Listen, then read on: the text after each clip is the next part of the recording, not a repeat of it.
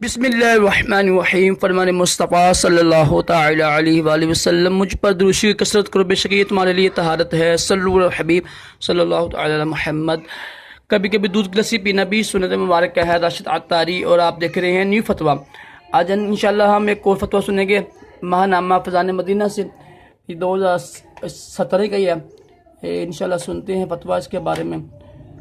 دیکھو، علم دین حاصل کرنا فرض ہے، اس لیے تو میں آپ لوگوں کے لیے فتوے لاتا ہوں، اس کو سیکھا کریں، یہ بہت ہی ضروری ہے۔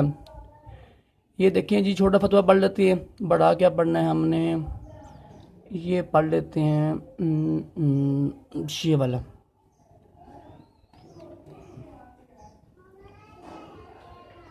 یہ دیکھیں جی، میں وقت ضائع کر دوں، کیا فرماتے ہیں علماء دین و مفتیان شرع اس بارے میں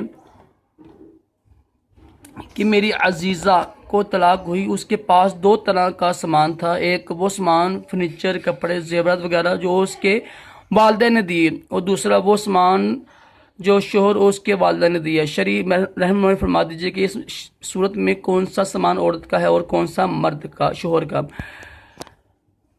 اچھا جی، نیچے ہیں جی، عورت کو جو سامان میکے کی طرف سے یعنی بطور جہیز ملا، وہ عورت ہی کی ملکیت ہے، اس میں کسی کا حق نہیں۔ شوہر یا اس کے گھر والوں کی طرف سے جو سامان اور زیورات وغیرہ عورت کو دیے جاتے ہیں، اس کی 3 صورتیں ہیں۔ نمبر 1، شوہر یا اس کے گھر والوں نے صراحتاً یعنی واضح طور پر عورت کو سامان اور زیورات دیتے وقت مالک بناتے ہوئے قبضہ دیا تھا۔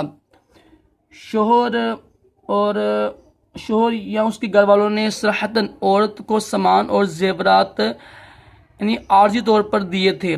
نمبر 3، شوہر یا اس کے گھر والوں نے دیتے وقت کچھ بھی نہیں کہا۔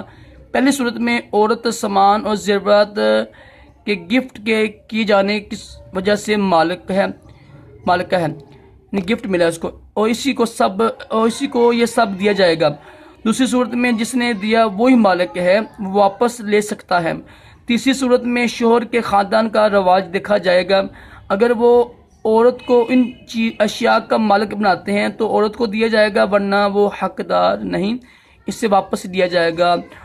واللہ اعلم ورسولہ اعلم عز وجل، وصلی اللہ تعالی علیہ وآلہ وسلم۔ صلو علی الحبیب صلی اللہ تعالی علی محمد۔